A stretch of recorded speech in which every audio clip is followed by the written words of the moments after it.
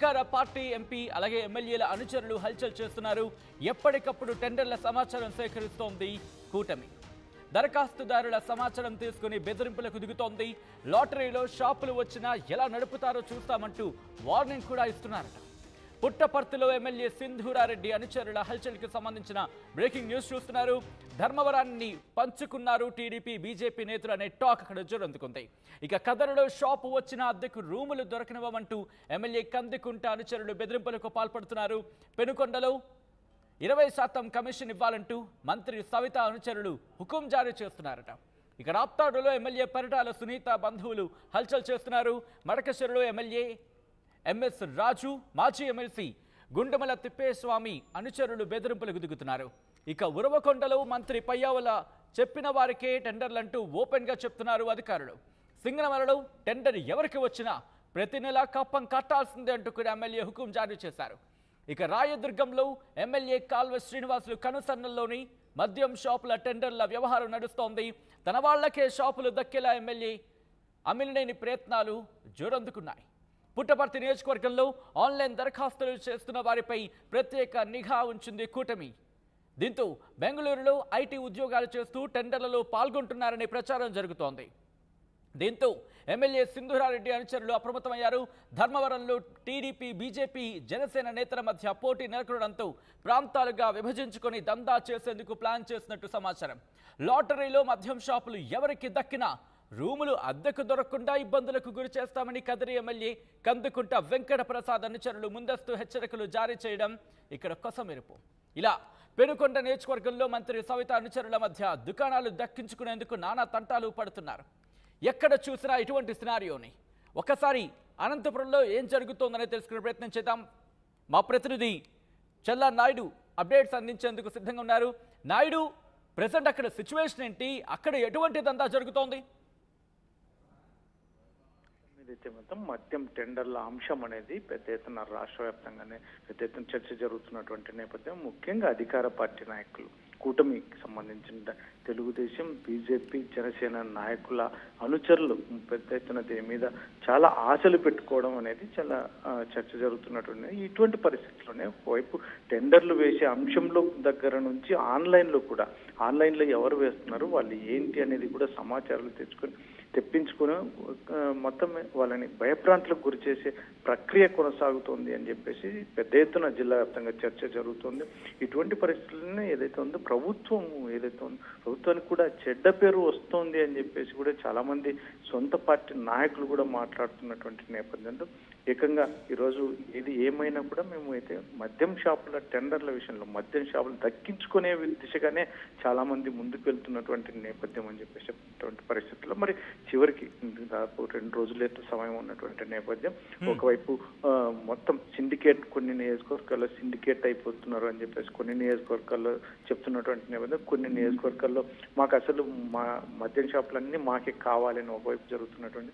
మూడో అంశం వచ్చేసి ఎవరైనా మీరు ఎవరు తెచ్చుకున్న షాప్ అయితే మాత్రం షాప్ ఇంత కప్పం ఖచ్చితంగా కట్టాల్సిందే అన్నట్టుగా ఇటువంటివన్నీ మాత్రం జిల్లా వ్యాప్తంగా చర్చ జరుగుతున్నటువంటి నేపథ్యం. మరి దీని మీద ప్రభుత్వం ప్రత్యేక దృష్టి సారిస్తుందా, లేకంటే దీన్ని అంతటినీ ఇదంతా కామన్ గానే జరిగే అంశం అన్నట్టుగా వదిలేస్తుందా అనేది మాత్రం కాస్త వేచి చూడాల్సిన అంశం అయితే మొత్తం మీదైతే మాత్రం చంద్రబాబు నాయుడు దీన్ని ఎలా చూస్తారు ముఖ్యంగా, ఎందుకంటే చాలా మంది టెండర్లు వేసే అంశంలో చాలా మంది రావడం లేదనేది ఒకవైపు చెప్తున్నటువంటి నేపథ్యంలో ఇక్కడ అమౌంట్ కూడా దాదాపు నాన్ రిఫండబుల్ 2 lakhs 2 లక్షల రూపాయలు ఉండడంతో చాలా మంది రావడం లేదని ఒకవైపు చెప్తున్నటువంటి నేపథ్యం. మరోవైపు అయితే మాత్రం ఇక్కడ ఎక్కడికక్కడ ముఖ్య నాయకుల అనుచరులు భయభ్రాంతులు గురి చేస్తున్నటువంటి నేపథ్యంలో కూడా ఇటువంటి టెండర్లు వేయడానికి చాలా మంది రావడం లేదు అనేది కూడా గ్రౌండ్ లెవెల్లో చర్చ జరుగుతున్నటువంటి నేపథ్యం. ఇవన్నీ మొత్తం ఓవరాల్ గా చూసుకుంటే మాత్రం దీన్ని అందరినీ కూటమి ప్రభుత్వం ఇవన్నీ ఒక ఎత్తు అయితే, టెండర్లు టైం అయిపోయిన తర్వాత లాటరీ ఓపెన్ చేసిన తర్వాత మాత్రం మరి ఆ తర్వాత ఎటువంటి ఘర్షణలు కూడా జరిగే అవకాశం ఉంది. అందులో ముఖ్యంగా 11వ తేదీ లాటరీ ఉంటుంది, 12వ తేదీ పండుగ దసరా సందర్భంగా మరి గ్రామాల్లో కావచ్చు, పట్టణాల్లో కావచ్చు ఈ ప్రభావం ముఖ్యంగా ఏదైతే ఉందో లాటరీ ఎంపికైతే మద్యం షాపులు ఎవరికి వచ్చాయి ఎవరికి రాలేదు అనేది ఇటు ప్రభుత్వం సంబంధించిన ముఖ్యంగా క్లారిటీ ఇచ్చే ప్రయత్నం చేద్దాం. జిల్లా వ్యాప్తంగా ఎన్ని షాపులు ఉన్నాయి, ఎన్ని టెండర్లు ఇప్పటివరకు వచ్చాయి, ఎన్ని వస్తాయని చెప్పి అధికారులు అంచనా ఉంది, ఎన్ని వస్తున్నాయి ఇంతవరకు, అంటే ఎన్ని వచ్చాయి ఇప్పటివరకు?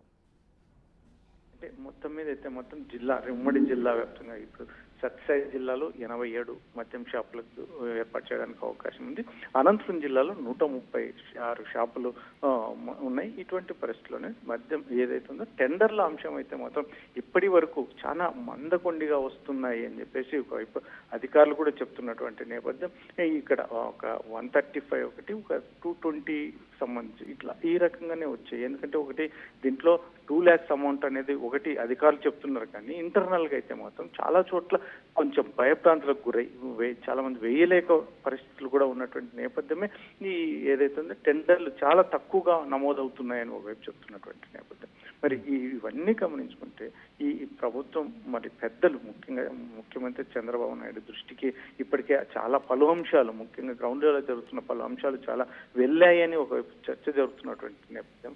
అందులో ఢిల్లీ పర్యటనలో ఉన్నటువంటి చంద్రబాబు దీని మీద ఎలాంటి ఫోకస్ పెడతారు, ముఖ్యంగా దీని మీద ఏమైనా చర్యలు ఉంటాయా, ఏమైనా ఎమ్మెల్యేలు కావచ్చు? ఒక్కసారి మీరు లైన్లో ఉండే ప్రయత్నం చేయండి. ఇదే విషయాన్ని ఆర్టీవీ గత 2-3 రోజులకి ఇదే అంశాన్ని ప్రజల ముందు ఉంచే ప్రయత్నం చేస్తోంది.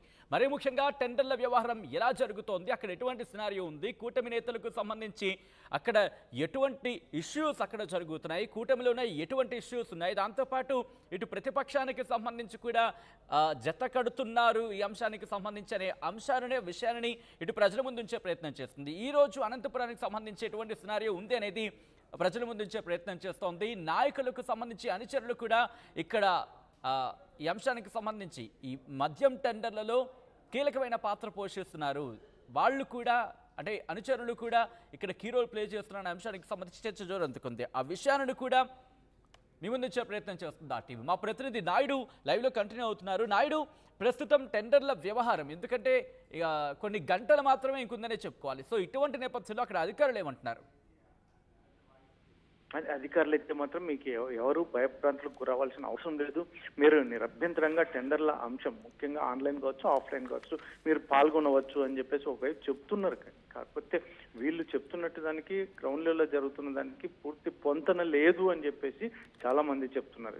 కాకపోతే బయటికి రావడం లేదు, ఏ మీడియాని కానీ ఇలాంటి ఎక్కడ కానీ డైరెక్ట్ గా ఎక్కడ అప్రోచ్ అవ్వడం లేదు. కాకపోతే మాకు అయితే ఫోన్స్, బెదిరింపు కాల్స్ కావచ్చు, లేదంటే ఇంటర్నెట్ ఎవరితో వ్యక్తుల ద్వారా వచ్చి వాళ్ళ ఫ్రెండ్స్ కావచ్చు, ఇటువంటి వాళ్ళకన్నీ చాలా ఉన్నాయి. ఇటువంటి పరిస్థితుల్లో ఈ టెండర్ల విషయంలో డైరెక్ట్ గా పాల్గొనలేకపోయినా కొంతమంది అయితే మాత్రం ఆన్లైన్ లో కూడా అప్లై చేస్తున్నారు. మొత్తం ఇవన్నీ మొత్తం చూసుకుంటే మాత్రం టెండర్ల అంశం చాలా తక్కువ టైం కూడా మించిపోతుంది. ఇటువంటి పరిస్థితుల్లో మరి దీనికి ఏమన్నా ప్రత్యేకంగా ఇండికేషన్స్ ఏమైనా వచ్చే అవకాశం ఉందా రాష్ట్ర ప్రభుత్వం నుంచి? దీని మీద ఏమన్నా కూలంకషంగా చర్చిస్తారా పై స్థాయిలో? మళ్ళీ దీన్ని పూర్తి ఇక్కడికి వదిలేస్తారా అనేది మాత్రం అది క్వశ్చన్ మార్కేగానే ఉంది. కాకపోతే మాత్రం ఈ 11వ తేదీ లాటరీ అనేది, ఆ లాటరీ అంశం తర్వాత కూడా గ్రామాల్లో ముఖ్యంగా ఖచ్చితంగా గొడవలు జరిగే అవకాశం ఉంది అని చాలా మంది అభిప్రాయపడుతున్నటువంటి నేపథ్యం. మా అందులో మరుసటి రోజే దసరా పండుగ కూడా ఉన్నటువంటి నేపథ్యం. ఇవన్నింటినీ చూసుకుంటే మాత్రం మద్యం టెండర్ల అంశం ఖచ్చితంగా ఇది చిలికి గాలివాన్లా తయారవుతుంది అని మాత్రం చాలా మంది పెద్దలు చెప్తున్నటువంటి అంశం. సచిన్, రైట్. ప్రస్తుతం అనంతపురంలో జరుగుతున్న ఈ టెండర్ల విషయంలో ప్రభుత్వం ఏం చేయబోతోంది? ఎందుకంటే ఇటువంటి ఇష్యూస్ జరుగుతున్నాయి. ముఖ్యంగా నాయకులకు సంబంధించిన అనుచరులే ఇక్కడ కీ రోల్ ప్లే చేస్తున్నారు, కీలకంగా వ్యవహరిస్తున్నారనే చర్చ జోరందుకున్న నేపథ్యంలో ఇప్పుడు ఈ విషయం అధిష్టానం దృష్టికి వెళ్ళిందా? ప్రభుత్వం ఏం చేయబోతోంది?